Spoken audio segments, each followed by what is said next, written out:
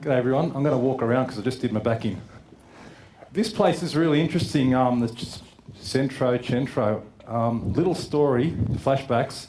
This is the first place I went out to when I was 16, many years ago, and they used to have discos. Very different. I actually got my first kiss on the balcony, so I've got some fond little memories of this place. Yeah, first pash. So what I do, I'm out of Victory. I've run a business in Victory which does mystery shopping. So what we do is evaluate customer service and sales for some of those big brands that Steve mentioned. Out of Victory, we have an office in China, and we do our work in New Zealand. We've got jobs in London. We've got jobs in the US. The interesting thing about this business is that it's all about measuring the difference between what you want to do and what you're actually doing. And I've always found that space, that gap in the middle, really interesting. And I know here we're going to talk about sales and marketing and how to best implement certain strategies. But the thing is that often at the coalface, the stuff just doesn't happen. So that's the bit that really interests me. What I'm going to do today is spend actually most of my time above all of it. I want to look at the real meta stuff, the really big ideas that are in your heads and the big ideas that should be coming out of your heads. After that, you're going to get into some real specifics like bots and how to do sales and sales techniques and things like that. I'm going to get right above that. And we're going to go actually, hopefully, higher than you've actually ever been before in terms of your thought processes. I heard there's someone over there who's got a million ideas in their head and someone wants to do this and someone wants to do that. How's that stuff going to get out and how are you going to communicate that with your customers? That's what we're going to do. So, firstly, I want to just state that this is a safe place. You've got to have a pussycat photo when you start because everyone loves cats, I think. It's a safe place. I'm not going to bag you out. It's going to be very interactive, and I'd like us not to bag each other out if someone says something that sounds a bit silly or whatever, nothing really, except for the videos, leaves the room or leaves your table when you have a discussion. I think we should just give ourselves that little promise.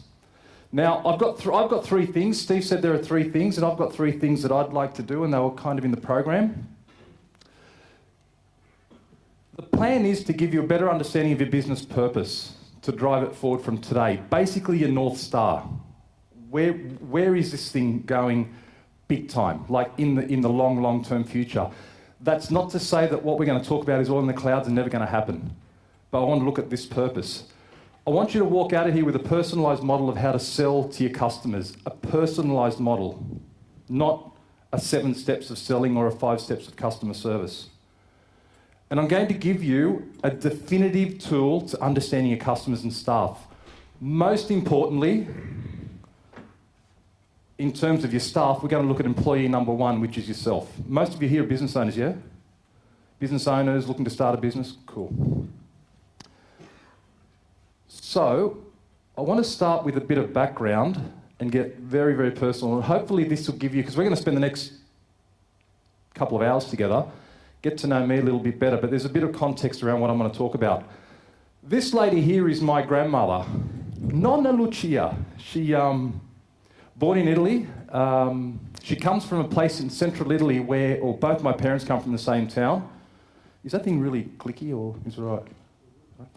Both my parents come from the same town. So if you imagine Italy, the boot, you've got Rome kind of here on the west coast, and then right across on the other side, just before you get to the other side of the coast going directly east, you've got this region called Abruzzo, which is where my parents come from. It's right in the mountains, it snows heavily in winter, and in the middle of summer it's stinking hot, that sort of place. Sorry? Not far. About 45 minutes. Now, I went there quite often when I was younger. I was quite lucky. We went there a couple of times, and I spent quite some time there. All four of my grandparents lived either in Paris or back in hometown Italy. Now, I went back there, so I knew a few people, and then when I was 19, I went back on my own. And I was the 19-year-old who just finished these sorts of under 18 discos and, moved up to the world of going to the Harp and places like that. And I did what typical 19-year-olds do. But I was a little bit, not the greatest person in the world back then, I think. And I didn't know it. So I go to Italy and I partied hard in Italy because I knew a lot of people in this small town. Now I'm talking a place like Robertson. It's small. So I go out one night and I come back about 3 o'clock in the morning.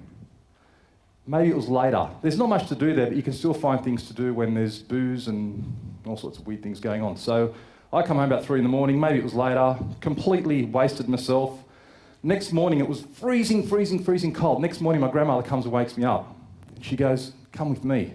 And I kind of wake up with the blurry eyes and go, no, it's 10 in the morning. She goes, "Come with me." She's all dressed up and she's got one of these things on and I'm going, okay. She's got 2 umbrellas. She goes, "Come with me." "Where are we going?" She said, "Come with me." So we walk through the town and it's drizzling. It's this icy cold drizzle that you get in the middle of winter, worse than you get it in Robertson if anyone or someone comes from Canberra.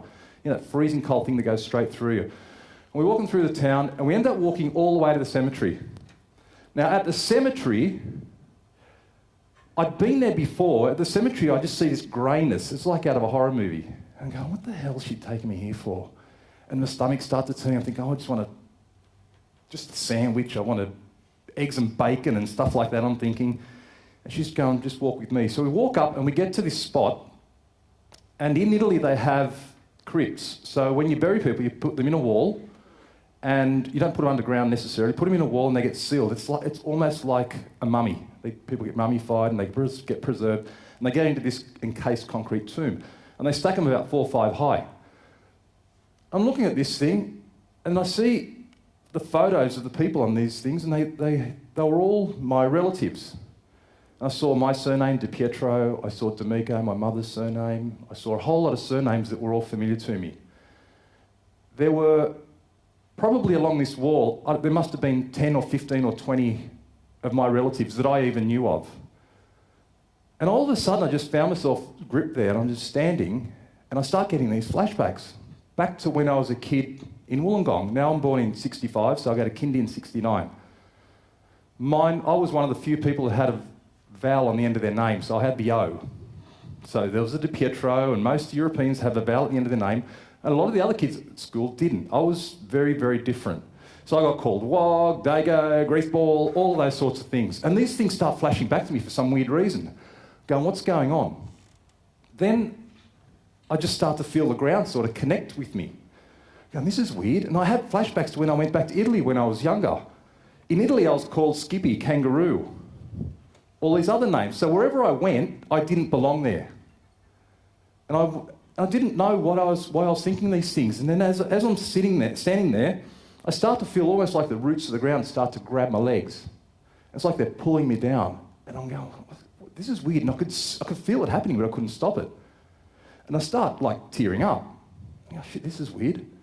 So I'm under the umbrella and I'm tearing up a bit and I'm just not knowing what to do. I can't move. It felt like the ground, like the roots of the trees had just come up and grabbed me and I was just there. Grandmother walks up to me, not on the chair, she walks up to me and she taps me on the shoulder. I look around. She goes, "We can go now." I go, that was weird. She knew that I didn't know who I was. She knew there was something going on with me and I was completely screwed up. And she, with that one gesture, she didn't have to talk about it, she didn't have to say anything, she didn't have to give me a lecture. She grounded me. I knew then that my identity was both in Australia, so the smell of eucalypts and the beach and the smell of the rain before it rains, because I was born here, and I could also be in Italy and I could speak perfect Italian and still kind of can, and could go into that culture. I worked out at that time, my identity was to actually live in both worlds, and that's okay. Now, the reason I've told you this story is that our businesses need that identity as well. We need to know what the hell we're doing with it. We need to know what the hell we're going to do with it. It needs an identity. Personally, we all need our own identity sorted, and I think I'm working through it, and I think it's a lifetime challenge. And I'm absolutely sure that there are people in this room that also need to work out their own identities as well. We're not going to go that far today, but we're going to concentrate on your business. Because unless you know what it is you're working on, you can't fix it. You're here to fix something. You're here to build something. You don't know how to do that unless you know what it is you're fixing. So I've given you that background story about my grandmother because identity is a really important thing. This is actually the cemetery. They fair dinkum stack them up. It's like pallets. D'Amico, that's my mother's family. That's my mother's other side of the family. There's a DiPietro down there, and a whole lot of my DiPietro family's down there. I mean, I'm rooted there, but I'm also born here and I feel here. So I work that identity out.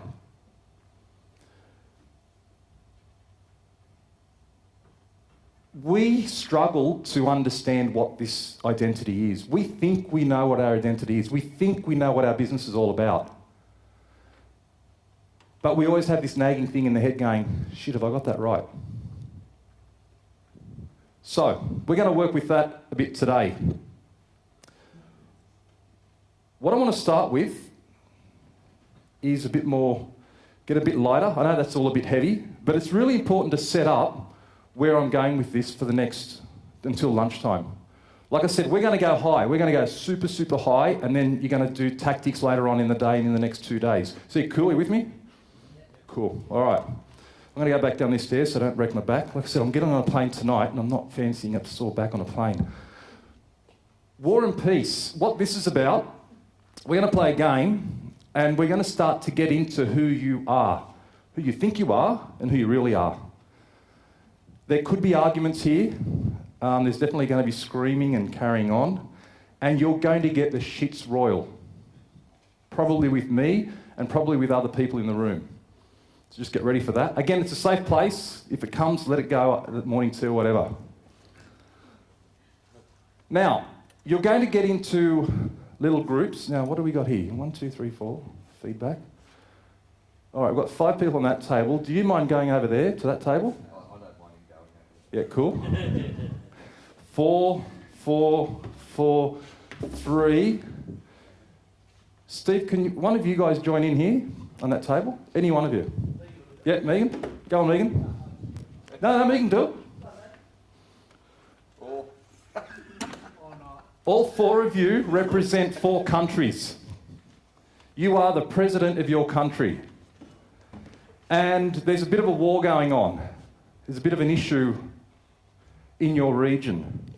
And what you have to do is you're in a game here almost, a war with your people where it's very binary. There's going to be a winner and there's a loser. You can decide as the president whether you're going to war or you're going to go for peace. But there are implications. So the next slide is very, very busy. So stick with me, and you're going to get one of these on your table. Actually, I'll go back and I'll hand these out now. Could you guys hand some out? Oh, thank you. Oh, you grab that. I'll grab half of them. All right. Just one per table? One per person. Thanks, son. All right, we're going to go through 10 rounds of a war simulation. Each round is played separately. What you're going to do is you're going to circle either war or peace. And I'll give you the reason to do that later. If you win, there's a payoff, and if you lose, there's a cost. We should be playing with real money, that'd be more fun. So in the top right-hand corner, you'll see there are 4 people here. Down the bottom of that right-hand column, if all 4 of you choose peace, you each win a piece of gold. If all 4 of you choose war, you all lose a piece of gold. Clear so far? Gets complicated in the middle. Second from the top. If 3 of you pick war and 1 person picks peace, the people who picked war will win a gold nugget each, because you picked war and you plundered the other person who chose peace. The person who chose peace is going to lose 3 bits of gold. The third row, if 2 of you choose war and 2 of you choose peace, the people who chose war are going to win their gold nuggets. And the people who chose peace are going to lose a nugget each. And the second last one, if one person chooses war, they get the spoils of war. They get a lot of it, pretty much. They'll get 3 pieces of gold, and the people who chose peace lose a piece of gold each. Cool so far? So let's do the first one. Open. So you don't want to show each other what you're going to circle. So what I'm going to ask you to do is hold your cards close to you, or hold your sheet away from your competitor almost. And I'd like you to simply make a choice. The people on the table with you, have we got 5 on this table? Can one of you go over that way? Yeah, sorry, Steve. Yeah, cool. You think they're an easy target, do you? All right, so holding away from everyone, make your choice. Do you want to go war or peace? There's no talking. Circle either war or peace without discussing it with the other person. All done? All right, let's show the table what you got amongst yourselves.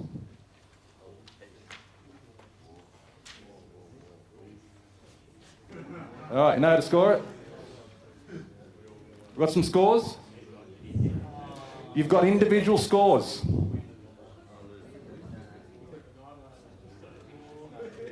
It should start to look like this. It should start to look like this. If you chose peace and 1 person chose war and 3 people chose peace, your score's going to be -1. Clear on the scoring? We've just got to get the first round through and then we can fly through them.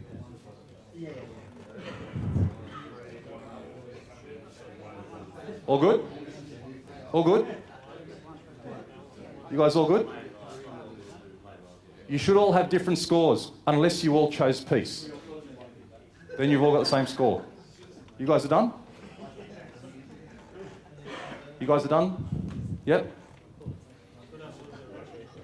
Yep. Yes. Just want to make sure we get the first one nailed down. Yep. All right, round 2. Let's go again. War or peace? Hide your cards. Hide your sheets. War or peace? Reveal later. Done? All right, score it.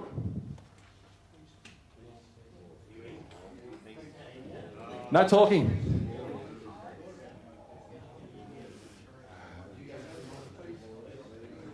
No talking. Oh, you can talk your scores, but not what you're going to do. Round 3, are we ready? Sorry, I get excited. Does that get too loud when I scream? All right, good. What have we got here? Did someone go war? So you got 3, and you guys get -1 each. Yep, all cool? Round 4, let's go.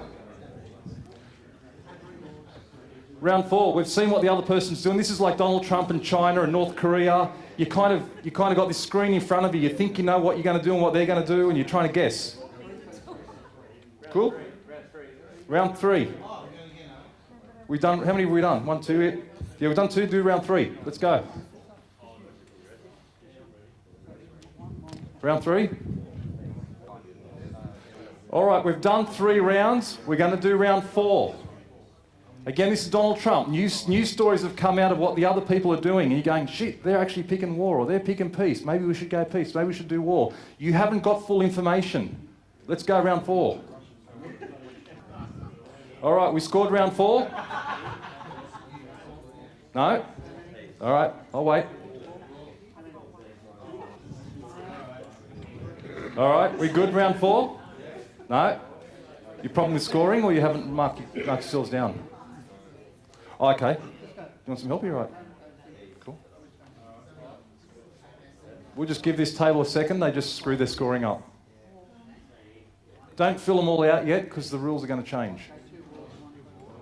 So don't try to go through to the end and be clever, because you'll get screwed. All right, we've done 4 rounds. Yep. You're starting to get an idea of who these people are on the table with you, aren't you? Are you starting to surprise yourself as to how you... Just have a think about what's going on in your own head here. Let's go round 5. Okay, now, we've done 5 rounds. For round 6, we've parachuted Hillary Clinton in between Donald Trump and Chairman, what's his name, in China, because as if that's going to happen. But someone's come in and said, you guys should actually talk. Like the 4 of you should get together and have a talk about this, because it's actually, not sure that this is actually optimal at the moment. So, have a talk about it before you mark your things down. Round 6. Before you do round 6, have a talk about it. You're at peace talks. Work out what you want to do.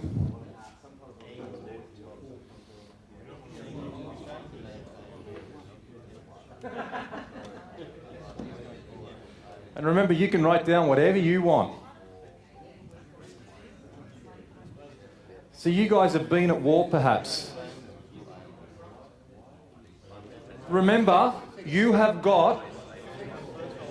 Just remember, you've got your own country to take care of. You've got people who are depending on you. You're responsible for your whole country. This isn't just a little fluffy little game that you play at a seminar in Wollongong on a Thursday morning. All right, let's go. Let's do it. Round 6. Round 6.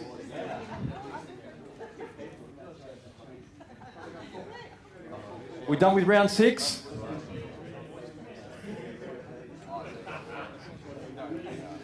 We done with round 6? Guys, we done with round 6? The warmongers, are you done with round 6? I'm waiting for the spears to come out with you guys. All right. Round 7, you've left the negotiating table. These guys are a bunch of dickheads. I don't want anything to do with them. I'm not going to talk to them anymore. Round 7, you're not talking anymore. There's no more talking to your partners. Round 7. Let's go. Don't fall behind. Round 7. Just round 7. You don't trust them anymore. We done with round 7? Waiting for round 6 over here. Too much negotiating going on.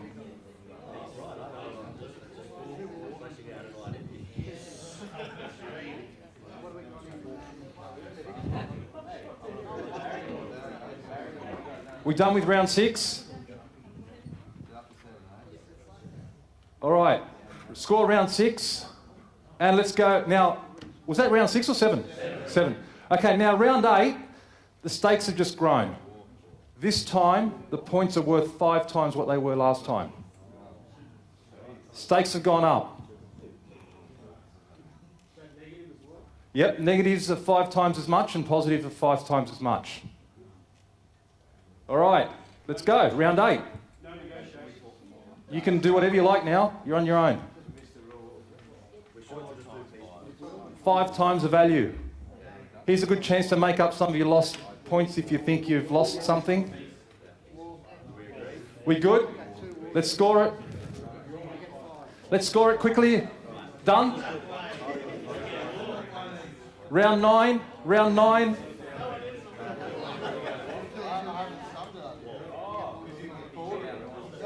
Cool. Good. You can't get 1 because it's 5 times as much. Points are 5 times the value. These are in lots of 5. You can't get 1 point. You're going to be getting lots of 5. You guys good? You good? You good? You good? Guys, you good? You've done your 8 rounds? Round 9, we're going back to 1 point. The stakes just went down again. Round 9, round 9's just worth 1 point again. And please do not do round 10. Round 9, you're done? Scored it. Round 9, you're done? You guys are done round 9? Everyone done round 9? Okay.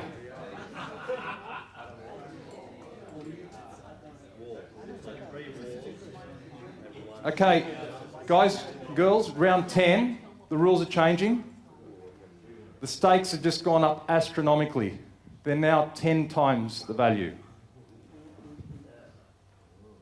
So there's no winning 1 point. It's everything lots of 10. Off you go. Give you a minute here. Gives you a chance to make up.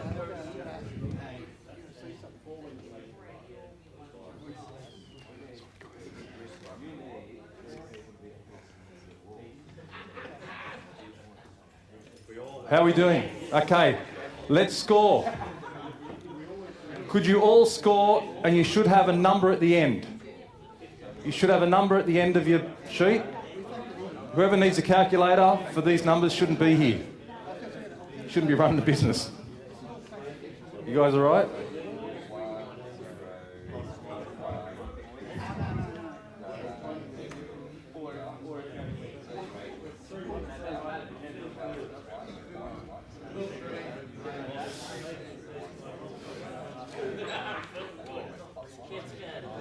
Are we all done? Are we all done? Okay, so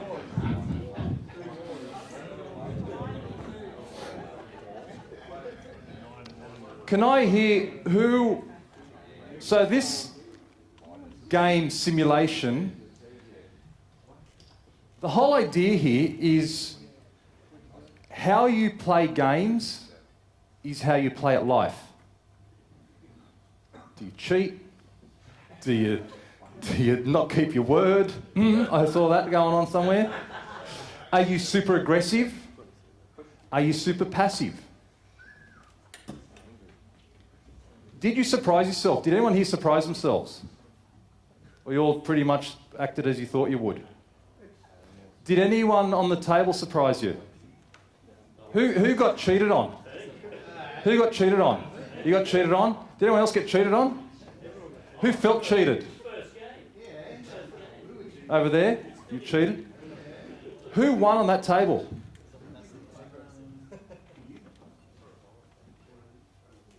Can you work out who got the highest score? Over there, who got the highest score? Put your hand up on each table. What was your score? Lowest score? Minus 39. Lowest? Minus 33. 39 and minus? Minus 7. Back table? 21. And minus? 23. And minus? 8, Maybe. That table on the end? And minus? Plus over there? Sorry? And minus?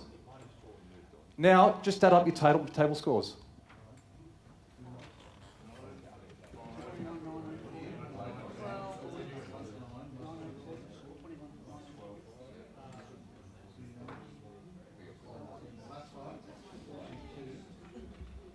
This shouldn't take long.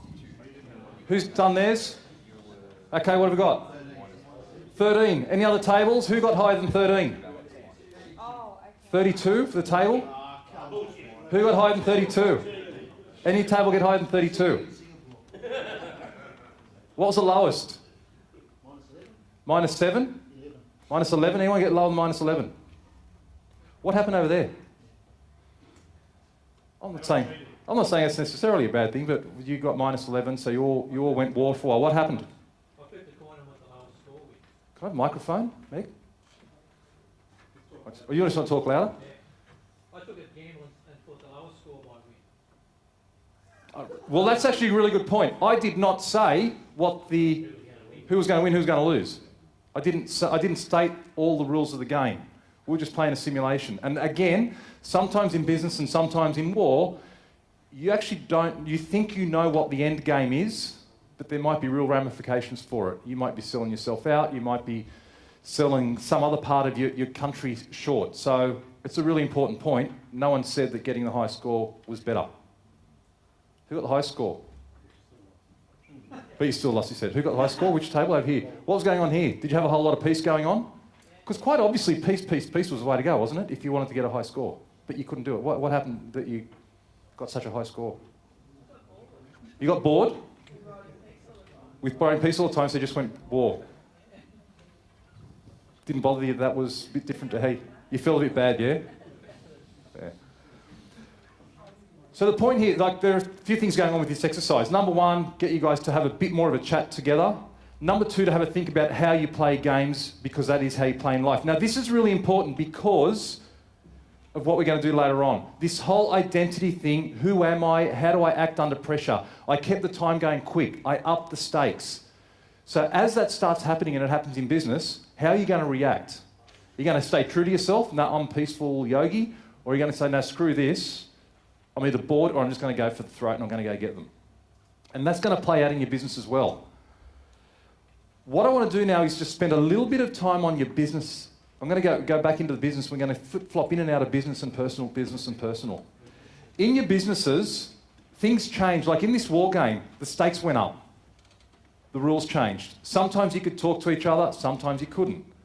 And in business it happens as well. Now in business, the way that happens is that everything changes. Everything seems to change. And also as a consumer. So recently I went to Bunnings.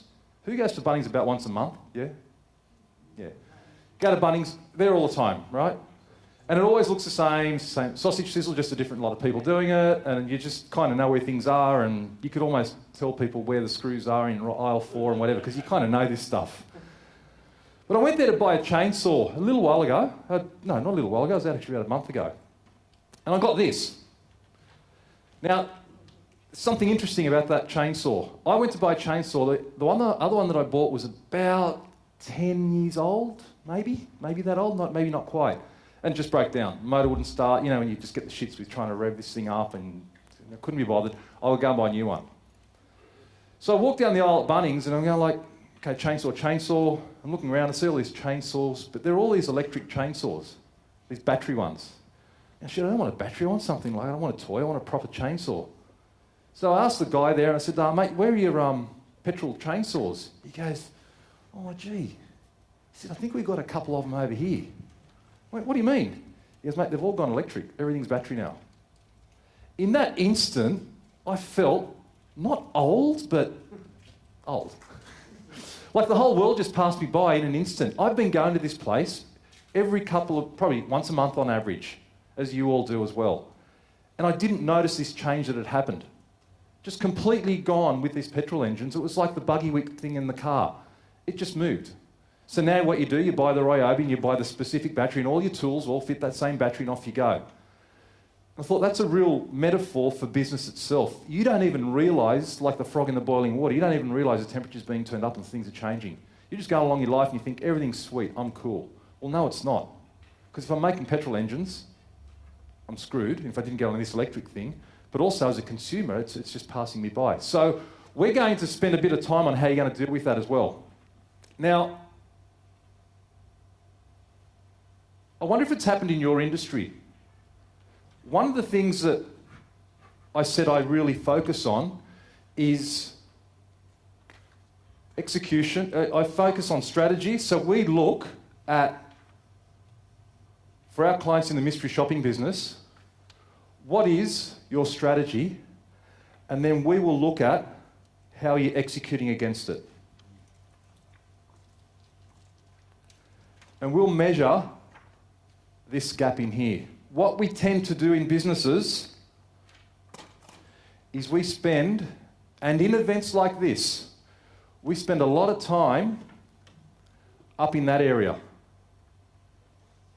And I don't think we give this enough juice.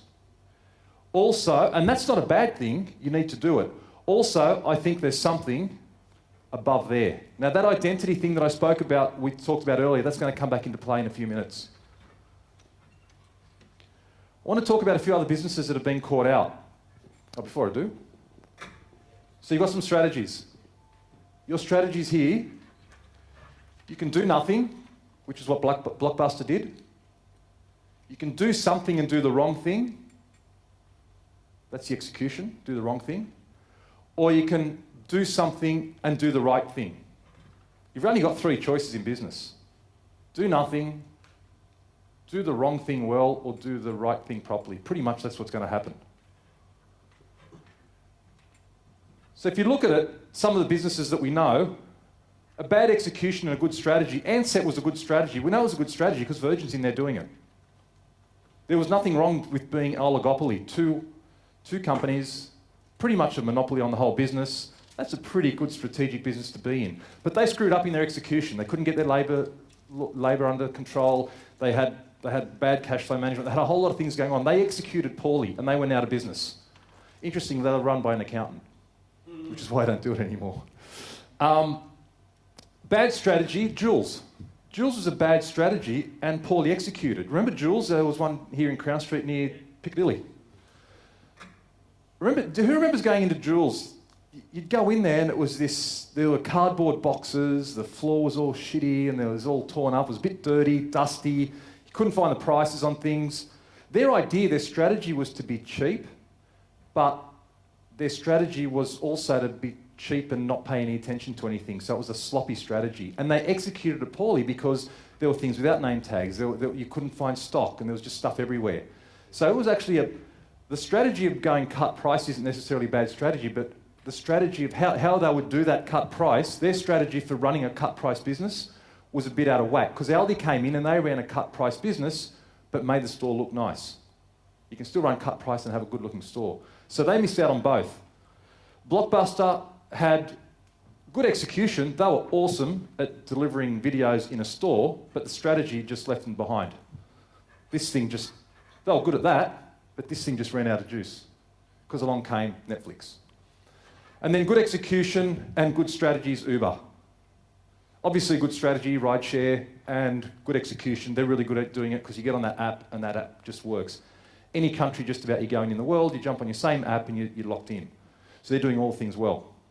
I'm going to spend a bit more time on taxis as well. So in your business, think about these things. Stay in here for these 2 days, but you've got to start, this is the stuff, this is where the money's made. This affects everyone. I want to give you an example. Millbrand Village is a retirement village. You'd think there's nothing more secure, there's death and taxes, and probably the next step closest to death is retirement villages. How hard can it be? Ageing population, all the rest of it. This is a business ripe for just making a ton of cash. They're on the brink of going broke, and this is what they said in their press release. When a resident leaves, beds are usually filled straight away because there's such a high demand for beds. Makes sense, right? So this is my Ryobi chainsaw thing. But the beds weren't being filled. Why not? It's become difficult for Millbrand Village to respond to the changing needs of people looking for residential care. Now, these guys are up in Queensland, around Hervey Bay. Many in the community with low care needs now choose to remain at home supported by other services, thus reducing the demand for low care residential facilities such as Millbrand. Even a place like a retirement village is ripe for picking for companies that are doing the Uber of. So you can get a home care nurse, you can book them on your app. Like my mum is 73 and she's all over Facebook and booking stuff. She's still at home, but it'll be a short step for her to go, I'm not going to go into a home, I can just book stuff off my phone. If I need a nurse, if I need food, I can get Woolies delivered. I can put off going to a home for an extra couple of years. Now that 4 or 5 years is important to them because that's the 4 or 5 years that the needs of the patients or the residents is less. That's actually when they're making their most money because as they get older, the care needs get increased and so do their costs. So they're missing out on the most profitable part of their customer. So I would have thought, like chainsaws, sweet, that's easy, but it's not. They're really under threat. Start thinking about your own businesses or the businesses you want to build. The businesses you want to build, there might be an opportunity for you to come in and do this to your industry. Another example of do nothing, I spoke about taxis and Uber. In New York, we all know that you wouldn't want to own a taxi these days, but the numbers are pretty scary. The value of a licence in New York, a taxi, they call them medallions, and we have the taxi licences here, was $1.3 million in 2013. They are now worth, as of August 2017, $186,000. Now that's, what is it, 5 years? Screwed. People have lost their livelihoods. People were mortgaging their homes. They were buying multiple licences and they're worth nothing now. And we've got the same issue going on in Australia. Again, taxis, you think, couldn't be any safer than a taxi. Well, yeah, Millbrand Retirement Village, Ryobi, bloody chainsaws. So in your businesses, you're going to have this whole thing going on. We're not going to spend too long on how the world is changed. You know how it's changed in your own world, but the sense I want you to get is that it's happening, especially when you go back to these guys, It's happening without you even knowing it. It caught them by surprise. It's caught taxi companies by surprise as well. Cool? So execution comes down to what's in the dirt, what's in the reeds, what's at ground level, what's at your desk, and what's in the clouds, what's in your strategy. Execution and strategy. Down here at events like this, you are rightly going to spend a lot of time on the 4 Ps of marketing. Don't know if anyone did the marketing degree, but you got product, promotion, place, and it's been so long, people. So how are you going to be unique in the market? You're going to have things like unique selling proposition. What's the unique thing in your business that you're going to sell? You're going to have a whole lot of strategies in here that you're going to talk about, and to some extent, that's the dirt. That's the hard work within strategy. I want to go above that again. So we're going to keep going above. We've talked about identity. We're going to keep going above strategy. So let's have a look here at Google and Yahoo. Not to offend anyone, but most of you here would remember Yahoo many, many years ago. It was a search engine, right? It was the search engine. Google came around after Yahoo. So they started after them. That's their share price, back to a common point. So I've just indexed it back to a common point. Google's grown 8.3 times since that time, and Yahoo's grown 2.1 times since that time. Yahoo's been on the brink of extinction ever since. The reason for that is the thing that we're going to talk about today, and you're going to walk out of here with. Now, I'm going through a bit of a slow process to get us to that point. You're going to work this out for your own business, because you don't want to be the Yahoo. Actually, two times in, 14 years, twice the value, isn't really a great return for anyone. And if you're running your own business, you'd go like, yeah, I didn't go broke, but it's not awesome. There are 3 parts to this above. I think there are 3 things above the strategizing and the execution within the strategy. I think there are 3 parts to this cross. Your customers, your stakeholders, which is you, your owners, and you've got your staff over here. These 3 have to talk together. Your job is to bring them together. Now, think about, and we know this, but we don't think about it every day. Think about, what do these guys want? Anyway, what does the staff want? No, what do your staff want? Money. What else do your staff want? Days off. Days off. What else do your staff want? Security. What else do they want? Sorry? To be appreciated? A car. To be appreciated. Same thing. What do your customers want? Customer service. Value for money. Cheap price, right? As the business owner, what do you want? Profit. And the room goes silent. Love it. All 3 of those are completely diametrically opposed. You want to make a shit ton of money. Your staff want to get paid as much as possible, cars, bonuses, whatever, which is going to take away from your profit. And your customers want the cheapest price. This is not an easy thing to navigate. Like, it's freaking hard. If you can't work this out, if you haven't got the headspace to try to work this out, you may as well stay as one of those, which you're not. That's why you're here. And we know this, but we don't look at it in its entirety. Managing these 3 things is the core to any business. You can get all fancy about your 4 Ps of marketing. You can get all fancy about your cash flow management and your CRM and your bloody social media and everything else, but you've got to manage this thing above everything else. Everything in business falls somewhere in there. You've got to manage that. So again, you want to make money. They want as much money as possible off you, and these guys want the cheapest price possible. Completely at odds with each other. I know you won't disagree. No one disagrees with that, do they? You can if you want to, but I can't. So we're going to spend a lot of time now looking at the organisation itself, which is you. Do you remember the movie City Slickers? Billy Crystal. Now, I think most of you are going to remember it.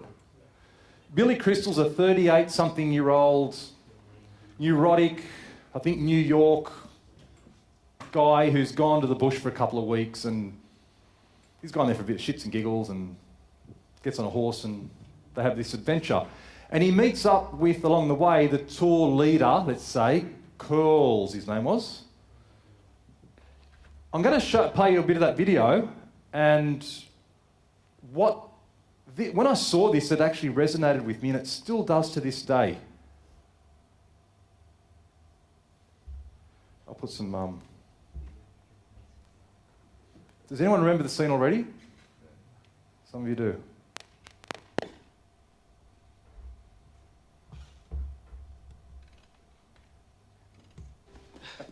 I'm just saying. How old are you? 38. 39. Yeah. You all come up here about the same age, same problems. Spend about 50 weeks a year getting knots in your rope, and then you think 2 weeks up here will time for you. None of you get it. Do you know what the secret of life is? No, what? This. Your finger? One thing. Just one thing. You stick to that and everything else don't mean shit. That's great, but what's the one thing? That's what you gotta figure out.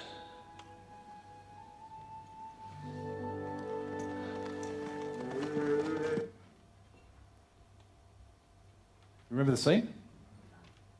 Some of you? Some no?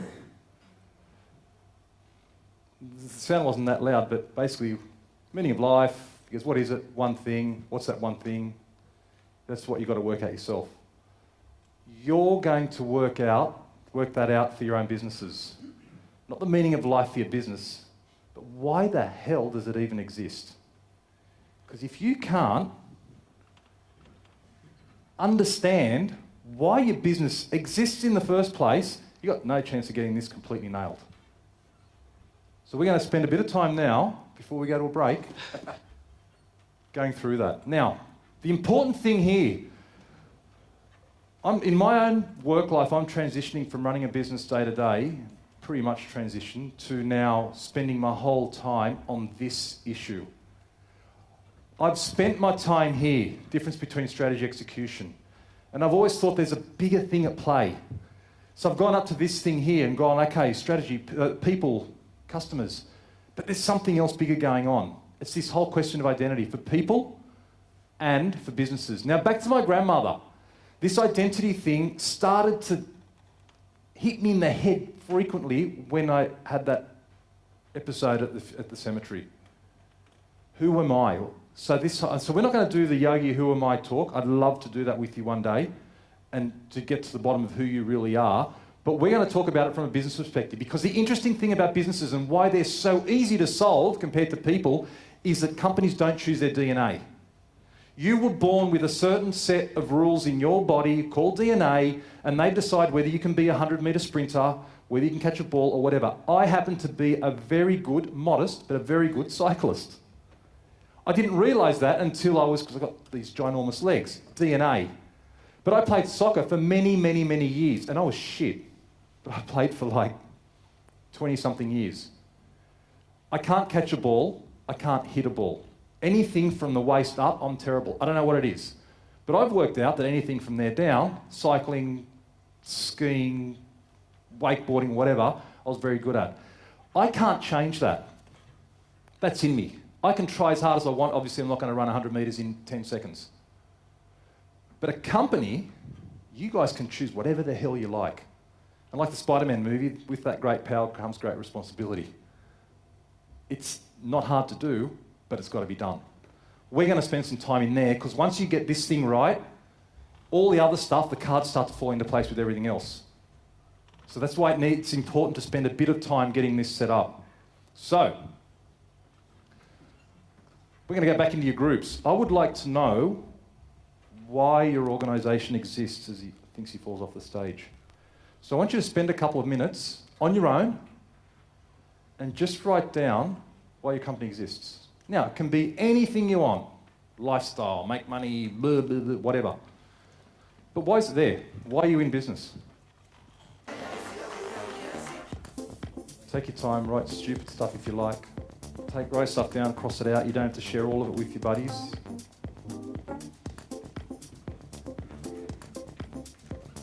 I'm actually going to spend a couple of minutes on this. I want you to just sit in this space. We're not going to rush through this. I don't think there's a bigger question. Why the hell does your company exist, or the one you're building? Simple question, right? This is not fluff. If you remember Google and Yahoo, I'm going to show you an example of how Google knew exactly, and they know exactly why they're here, and I'm going to show you some other examples. And Yahoo didn't. This translates to cash.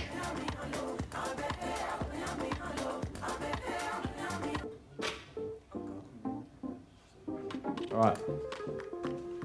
Good? Have a talk amongst yourselves in your table and just maybe share, if they don't know what business you're in, or it doesn't even really matter what business you're in, just tell them why your business exists or your future business. Have a chat for a couple of minutes.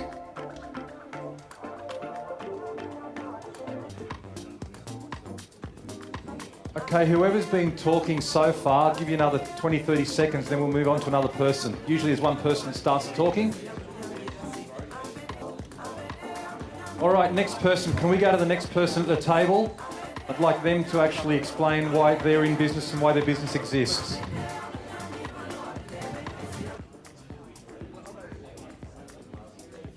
Okay, and wrapping up, next person. There are 4 people. Person number 3 on the table. Can we move it around?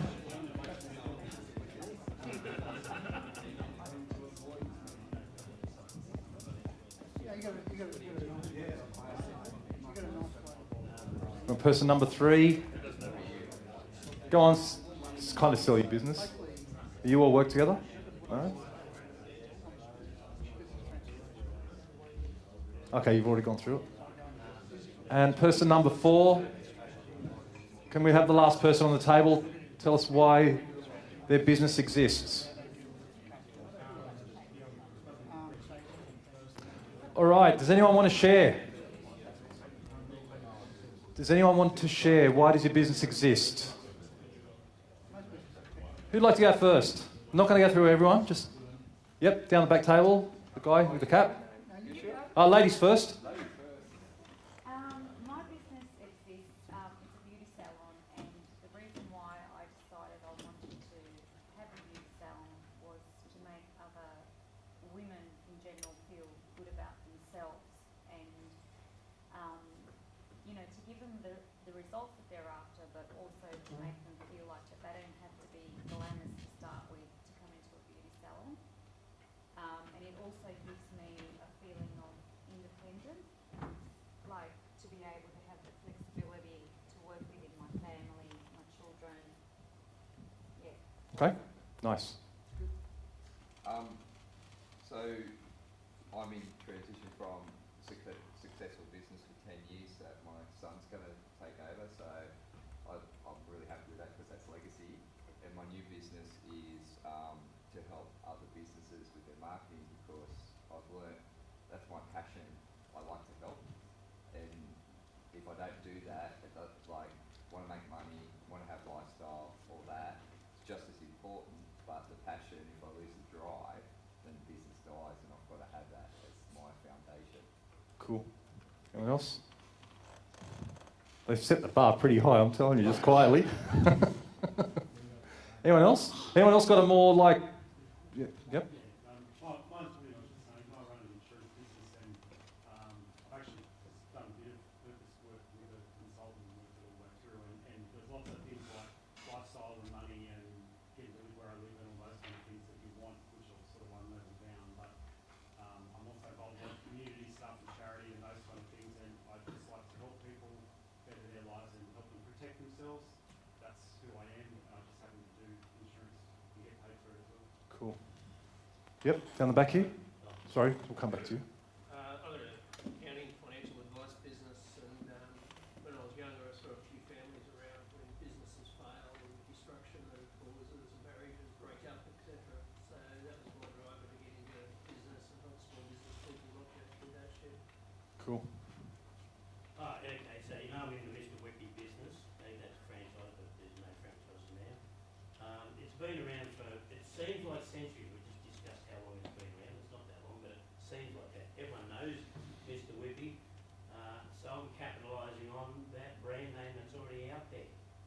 it's a fun business to be in.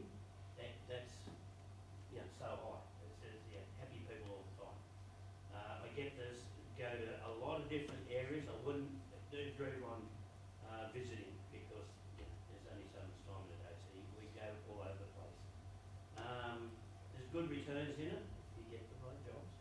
And I just love all the aches and pains it gives me afterwards. Mr. Whippy Van, middle of summer, I can't imagine. Okay, anyone have something more money driven or something like that? Anyway, we'll say, make money and stuff like that. Yeah, make money. What was yours? I've got to make money and work myself, have freedom. Cool. Make money, freedom. Yep. And good lifestyle. Good lifestyle. Anyone else? Or someone else? Not? Yep. I had a couple of good mates who had builders franchises go bust, and I saw the way they were taken advantage of. So I'm having a background in the building industry. I've built a business where you're helping the smaller guys have the same tools bigger guys have got. So I guess my drive is very much around my customers, seeing them more profitable and freeing them up so they can get off the tools and enjoy life. Cool. Okay, so what I'm going to do is what we're going to do, we're going to walk out of here today with a single sentence that defines why your business exists. And I want that to be your North Star, your guiding light for everything you do in your business. Everything. Now, before we do that, we need to understand what makes up a good reason for being for an organisation. There are 6 things. The first thing is your statement, and you'll come out with a statement. We're not talking about a mission statement. We're not talking about an elevator pitch. We're not talking about an advertising punchline. This can be very private, and you don't have to publish it anywhere. This is within you, and you go, this is why we're doing this. This statement needs to be unique to the organisation, to your organisation, not be generic, and it needs to be like a personality. So, yes, I'm a human with 2 legs and 2 arms and the rest of it, but then under that, I've got my own thing going on. Personality is something we're going to talk about for quite a bit towards the end, about customers and yourself. So you've got to be personal. It's got to be immeasurable. It cannot be measured. Steve, this is an interesting crowd because those answers were like, yeah, they're up here, because usually I get the answers which are very, very, very different. They're all about to be the number one of this or the whatever. This can't be measurable in terms of number one, in terms of financial goals, in terms of anything like that. Because if it is, once you get there, it's gone. You've got to reset yourself. They're just goals. That's all they are. Number one, X% return. You get the big companies saying we're going to make a 10% return to our shareholders year on year for the next 10 years. Who gives a shit? If you're an employee, you don't care about that. As if you're a customer, you give a shit even less. You're saying, well, especially if you're an insurance company, well, hang on, you're just screwing us even more. Why don't you make the 10% 5%? So, those sorts of things don't bring everyone together. What you'll find when we have those 3 triangles, that these things, if you get this right, this is the glue that holds everything together. Unequivocal. It should be crystal clear what you're doing. No ambiguity at all. There's a Canadian, I didn't put it up, but it just came to mind, there's a Canadian power company who said that their reason for being, they were quite explicit, was for sectoral and geographic diversification in the Canadian power industry. What the freaking hell is that? It's not crystal clear. It's just bullshit speak that they've done in a boardroom. This has to be crystal clear to everyone. Yourself, employees, and staff. And, customers. It needs to be perceptible. It's got to be able to be communicated, and people need to be able to understand it. Sectoral and geographic diversification is something that probably only 1 or 2 people in the world know what it means. Certainly your staff won't understand what that means. So perceptible. It also needs to be controllable. You have the levers. You get to decide whether this thing's going to live or not, this purpose. This has got nothing to do with the economy. This has got nothing to do with taxation. This has got nothing to do with geopolitical bullshit that's going on. This has got to do with the things that you control. So you must be able to have in your power to control whether or not you live to your purpose. Not whether or not you're successful, because things can happen. That's down to execution. But whether or not you live to your purpose, you need to be able to control that. No one should be able to take that away from you. And that's really, really important. It's also got to be endurable. There should be no time or time barriers. This is the last one, but you can't say in 10 years I'm going to do that. Again, that's a goal. It's also, a little bit further could be a mission. This is something that's going to hold forever. You might revisit it over time, but really it's going to hold, as far as your time zones go now, forever. So, before we go to break, I hope you can see all those. So your purpose is going to be measurable, unequivocal, perceptible, controllable, and endurable. What I'd like you to do now, before we go to break, is have another crack at what your purpose is. Some of you had some stuff that's really, really pretty much there, but tighten it up a little. Yeah? So have another crack. Keep in mind that this is something that sits between you, your customers, and your staff. This has got to be common for all of them. I don't want to see a percentage sign. I don't want to see a number. I don't want to see a time.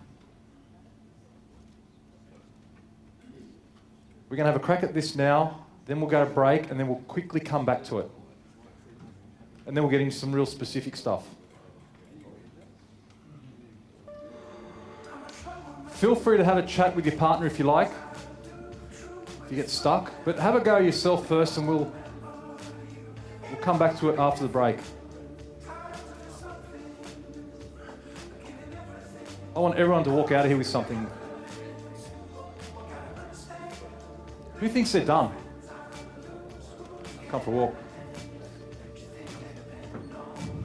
Guys, I'm seeing a lot of flowery words like to help, to communicate, to facilitate.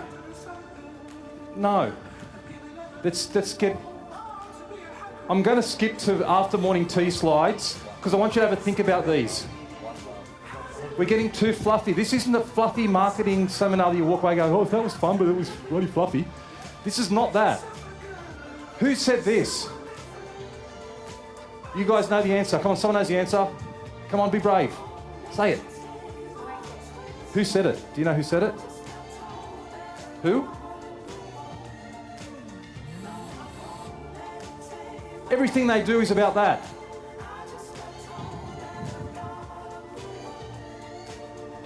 Very simple language. Yes. Who's that? Star. Who said this? It's very different language, isn't it? They're words that it sounds fluffy, but solve unsolved problems. Sticky pads, glues. We know this one? This is our friend Google. Interesting, Yahoo was all over the place with this because they thought they went from search, they thought, oh, it's not about search, we're now a media company. So Yahoo 7 and all that sort of stuff. But they were that level down. These guys are still true to that. Yes, they have that thing, don't do evil, which actually they've washed away a bit recently, but still it's about that.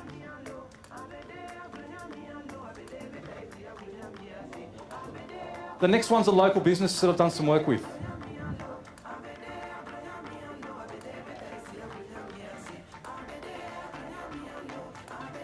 Do you get where these are? Do you get where some of you have been a little bit communicate and facilitate and come on, let's get a bit more specific. That's marketing stuff. I don't want to say marketing stuff because we're a marketing conference. I said marketing stuff. All right, can you spend another couple of minutes? We're going to go into tea break. This is hard. This is not easy stuff. This is not just write something down and the guy at the front might say, yeah, do a good job. No, this is for you. Something people can understand. You might not walk out of here with this,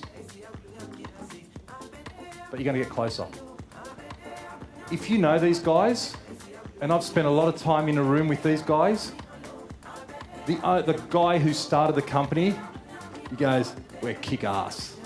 That's got to be in it. And they just came out with it. Kick-ass just says what they are. And they're life-changing.